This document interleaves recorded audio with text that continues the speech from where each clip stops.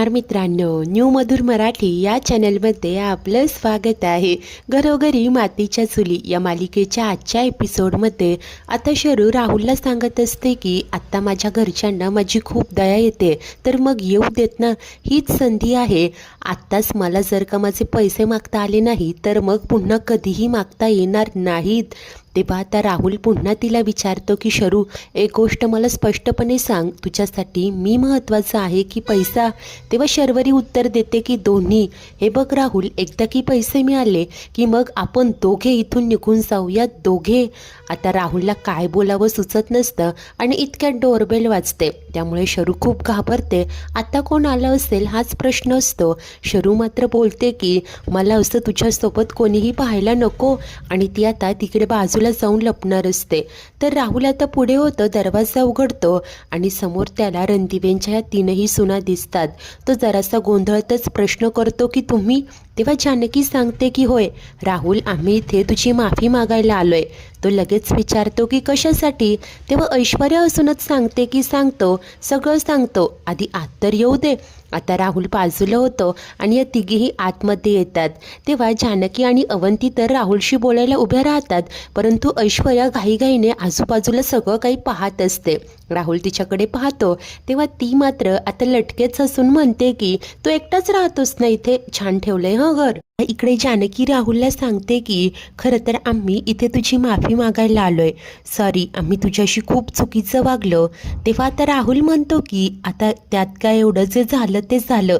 तेव्हा अवंतिका म्हणत असते की थँक्यू फॉर द अंडरस्टँडिंग, परंतु तेव्हा जी परिस्थिती होती त्यानुसार आम्ही वागलो, त्यामुळे झालं गेलं सगळं विसरून जा. तेव्हा आता इकडे जानकी देखील पुन्हा माफी मागत सांगते की होय, आमच्यामुळे तुला खरंच खूप त्रास झाला, मनस्ताप झाला, सॉरी. आता तेव्हाच ऐश्वर्याचं लक्ष इकडे सोफ्यावर असलेल्या शरूच्या ओढणीकडे जातं, परंतु इतक्यात हा राहुल पटकन त्याच चेअरमध्ये बसतो आणि ती ओढणी पिलोच्या मागे लपवतो. ऐश्वर्याने हे सगळं नोटीस केलेलं असतं.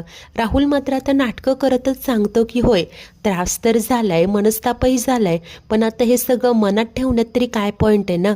आता हे ऐकताच ऐश्वर्या मुद्दामून बोलत असते की वा, काय विचार आहेत ना तुझे, मनात ठेवण्यात काय पॉईंट आहे, हो ना ग जानकी? त्यानंतर ऐश्वर्या बोलत असते की अरे काय हे राहुल, अरे जानकी, अवंतिका तुझी एवढी मोठी माफी मागताय आणि तू साधं त्यांना बसायलाही सांगत नाहीये. जाऊ देत, मीच बसते, तसंही माझे ना खूप पाय दुखताय, असं म्हणत ती स्वतः सोफ्यावर येऊन बसते आणि हुश करत असते. तेव्हाच आता तिचं हे वागणं पाहून जानकी म्हणते की ऐश्वर्या, अगं आपण इथे राहुलची माफी मागायला आलो होतो, आपण माफी मागितली, त्याने देखील मोठ्या मनाने माफ केलं, आता आपण निघायला हवं. तेव्हा ऐश्वर्या म्हणते की असं कसं जानकी, अगं आल्यासरशी पाणी तरी घेऊन जाऊया. राहुल, पाणी आणतोस का जरा? आता राहुलच्या चेहऱ्यावरचे रंगच उडालेले असतात.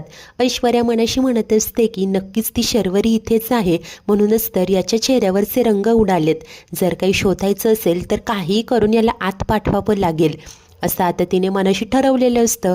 आणि त्याचमुळे राहुलला पाणी आणण्यासाठी ती आतमध्ये पाठवून देते. तो आतमध्ये जातो तेव्हा घाईघाईने ऐश्वर्या उठते, राहुलला डोकावत असते. तेव्हा जानकी म्हणते की काय चाललंय तुझं हे ऐश्वर्या? तेव्हा आता ऐश्वर्या मात्र लगेच पटकन ती पिलो बाजूला करते आणि त्या ओढणीचा फोटो क्लिक करते आणि जानकीला सांगत असते की असू देत ग, वाटल्यास आपण पुन्हा एकदा माफी मागूया त्याची. आणि पटकन येऊन ती तिच्या सोफ्यावर बसते. हा राहुल ऐश्वर्यासाठी पाणी घेऊन येतो, तिला पाण्याचा ग्लास देऊ करतो. ती मात्र म्हणते की बाय द वे राहुल, या दोघी जरी माफी मागण्यासाठी आले असलं ना, तरी मी मात्र जाब विचारण्यासाठी आले आहे. नाही म्हणजे तुझं शर्वरीवर खूप प्रेम आहे ना, मग ही चुकीची गोष्ट करण्यापासून तू तिला का अडवलं नाही, का कोर्टात सगळं खरं सांगितलं नाही का?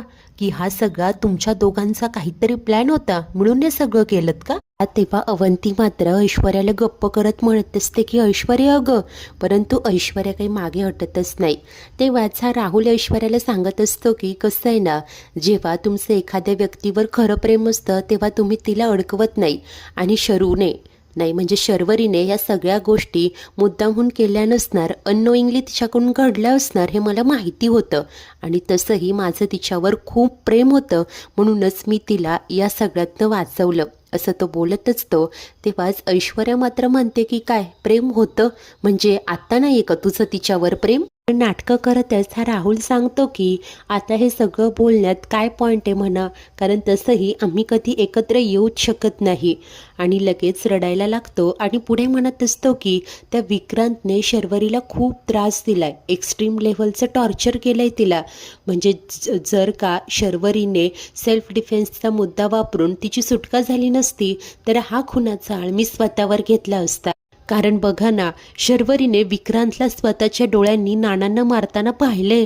जर का तसं झालं नसतं तर तिने विक्रांतपासून डिवोर्स घेतला असता आणि नंतर आमचं लग्न झालं असतं. खूप सुखात ठेवलं असतं मी तिला. परंतु जेव्हा शर्वरीने माझ्यावर आरोप केला तेव्हा मला खूप राग आला होता तिचा, खूप चिडलो होतो मी.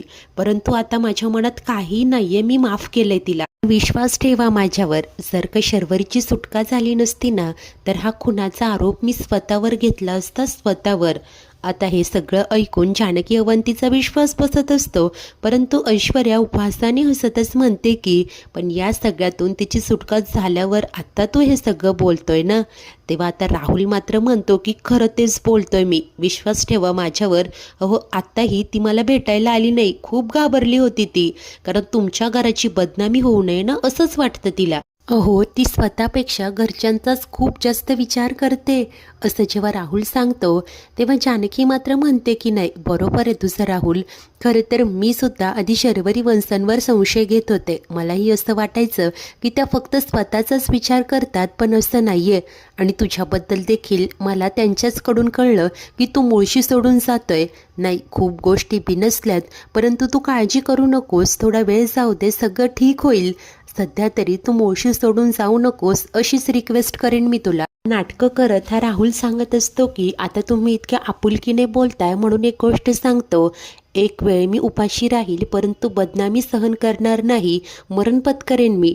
तेव्हा जानकी म्हणते की राहुल, अरे काय हे मरणाच्या गोष्टी काय करतोय तू? हे बघ सगळं ठीक होईल, थोडा धीर धर. तेव्हा राहुल देखील साळसूतपणाचा आवाज आणत असतो. ऐश्वर्या मात्र चहूबाजूंनी नजर फिरवत शरू कुठे दिसतंय का तेच पाहत असते. परंतु इतक्यात जानकी म्हणते की ऐश्वर्या ग चल आता. अवंतीही बोलते की होय, प्रत्येक वेळेस डिटेक्टिव्हगिरी करण्याची गरज नाहीये, चल. आणि तिला हाताला धरून उठवते आणि नाविलाजाने ऐश्वर्या देखील तिथून बाहेर निघून जाते. राहुल मात्र स्मार्टगिरी दाखवल्याने स्वतःवरच खुश होत असतो. त्याच वेळेस इकडे घरी आता सुमित्रा सारंगला पाहते आणि त्याला खुश होऊन सांगत असते की माझ्याबरोबर देवळात येतोस का रे? अरे शरूसाठी मी नवस बोलले होते की 5 नारळाचं तोरण बांधेल, आता शरूची सुटका झाली आहे. तेव्हा आता सारंग म्हणतो की अच्छा, म्हणजे देवाने तुझा नवस पूर्ण केला. सुमित्रा बोलते की होय, मग आता नवस फेडायला नको का, येतोस का तू? परंतु सारंगचं जरा शेतावर काम असतं, त्यामुळे सुमित्रा असा विचार करते की शरूलाच घेऊन जाऊया. तेव्हा तिला सारंगकडून कळतं की शरू घरात आहे कुठे, सकाळची जी नाश्ता करून गेलीये ती अजून परत आलीच नाहीये. तर सुमित्रा खूप घाबरते, शरू कुठे गेली असेल, ती जीवाचं काही बरं वाईट तर करणार नाही ना अशीच भीती तिला वाटते. तेव्हा सारंग समजावतो की आई गं हो असं काही होणार नाहीये, थांब मी तिला फोन करतो. आता त्याच वेळेस इकडे शरू मात्र खुश होऊन राहुलला मिठी मारत म्हणत असते की वा, काय सॉलिड ॲक्टिंग करतोस तू. अरे जानकी वहिनीचा तुझ्यावर पूर्ण विश्वास बसला, कसली इमोशनल झाली होती ती. अरे सिंपती कार्ड खेळण्याचं काही कोर्स बिर्स केलं असेल तर मलाही सांग. राहुलही म्हणत असतो की तसं समज हवं तर. ते दोघेही खुश असतात. इतक्यात या शरूला सारंगचा कॉल येतो. ती म्हणते की बहुतेक आईनेच कॉल करायला सांगितलं असणार. हे सगळं झाल्यापासून ना तिचा जीव खूप वर खाली होतोय. तेव्हा राहुल बोलतो की हो मग अगं उचल फोन. परंतु शर्वरी सांगते की नाही नको, कसं आहे ना आईची माझ्याबद्दलची काळजी आणखी वाढायला हवी. हे सगळं झाल्यापासनं मी त्यांना खूप गिल्ट दिलंय, कसं त्यांचीही या सगळ्यात थोडीफार चूक आहे. मग या गिल्टचा फायदा घ्यायला नको का? आणि त्यांना असं वाटतंय की मी माझ्या जीवाचं काहीतरी बरं वाईट करेल, मग त्यांना तसंच वाटायला हवं. तेव्हा राहुल विचारतो की अशाने काय होईल? तेव्हा ती सांगते की कळेलच तुला वेळ आल्यावर. खरं तर ही शरू आता एक्स्ट्रीम लेवलला जाऊन सगळ्यांच्याच भावनांशी खेळत असते. त्यानंतर आता तिला निघायचं असतं. तेव्हा ती राहुलला सांगते की हे बघ, खरं तर आता यापुढे भेटणं कठीण आहे, आपल्याला जरा लपून छपूनच भेटायला हवं. कारण आता काय ना माझ्या घरच्यांनाच सांगू दे की तुम्ही दोघे भेटा, आम्ही तुमचं लग्न लावून देऊ, असं म्हणत ती हसत असते. आणि पुढे त्याला सांगते की चल. अरे तुझं ॲक्टिंग करून तर झालंय, पण आता मला घरी जाऊन माझं ॲक्टिंग स्किल दाखवायला नको का? चल येते मी. आता तोही हसूनच बाय बोलतो. शरू जायला लागते आणि पुन्हा थपकते. तो बोलतो की काय? तेव्हा ती इमोशनल होऊन मागे येते आणि त्याला सांगत असते की राहुल, मला तुझ्यासोबत राहायचं आहे, संसार करायचा आहे, त्यामुळे जानकी वहिनीचे सांगते ते ऐक, कुठेही जाऊ नकोस. तेव्हा राहुल देखील होकार देतो, तिला हक करतो आणि त्यानंतर बाय बोलून शरू तिथून निघून जाते. त्याच वेळेला इकडे घरी सारंग पुन्हा पुन्हा शरूला कॉल लावत असतो, परंतु ती काही फोन उचलतच नसते. त्यामुळे सुमित्रेचा जीव वर खाली होत असतो. आता काय करायचं रे या मुलीचं, असं म्हणत ती काळजी करत असते. तेव्हा सारंग मात्र म्हणतो की हो आई, पुरे अगं आली असेल घराजवळ, किती काळजी करतेस तू. तेव्हा ती म्हणते की तुला नाही कळणार रे आईचं काळीज. तेव्हा सारंग देखील बोलतो की हो, मला नाहीच कळणार, कारण आईचं काळीज तर फक्त मुलीसाठी तुटतं ना. तेव्हा सुमित्रा म्हणते की म्हणजे तुला काय म्हणायचं आहे, मला तुमच्याबद्दल काहीच वाटत नाही का. सारंग देखील स्पष्टपणे सांगतो की हो, हवं तर तसं समज, कारण आई बघ ना, अगं मी आणि ऐश्वर्या देखील जेलमध्ये गेलो होतो, परंतु तेव्हा तू आमची साधी कुणाकडे विचारपूस केली असेल की नाही यातही शंका आहे मला. बोलली होतीस का माझ्यासाठी नवस, परंतु जेव्हा शरुताईला पोलीस घेऊन गेले तेव्हा तुझी काय अवस्था झाली होती. अगं तू तर पार जेवण सोडलं होतं, तिला पैसे द्या म्हणून उपोषण केलं होतं. तुला ना फक्त शरुताईचीच काळजी आहे. मला तर कधी कधी असं वाटतं आम्ही मेलो ना तरी तुला त्याचं काही वाटणार नाही, असं म्हणत सारंगनेही हद्द पार केलेली असते. तेव्हा रागात येऊन सुमित्रा त्याच्या कानाखाली मारते आणि चिडूनच म्हणत असते की सारंग, अरे काय बोलतोय, कुणासमोर बोलतोय, याचं जरा तरी भान ठेवत जा. नंतर गप्प झालेला असतो. सुमित्रा त्याला सुनावते की एक गोष्ट लक्षात ठेव, आईचा तिच्या प्रत्येक मुलावर सारखाच तितकाच जीव असतो आणि काय रे, कोणी भरवलंय तुझ्या डोक्यात हे सगळं.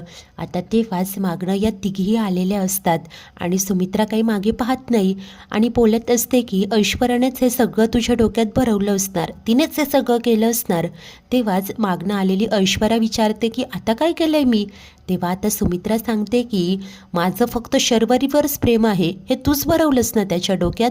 तेव्हा आता ऐश्वर्या स्पष्टपणे सांगते की मी काही भरवण्याची गरज नाही आहे, परंतु हेही तितकंच खरं आहे की तुमचा शर्वरीवरच जास्त जीव आहे. जानकी मात्र ऐश्वर्याला बोलते की तू थांब जरा, हे बघ काय घडलंय आपल्याला माहिती नाहीये. आई अहो काय झालंय. तेव्हा सुमित्रा रडतच म्हणते की आता काय सांगू, हा काय बोललाय ते.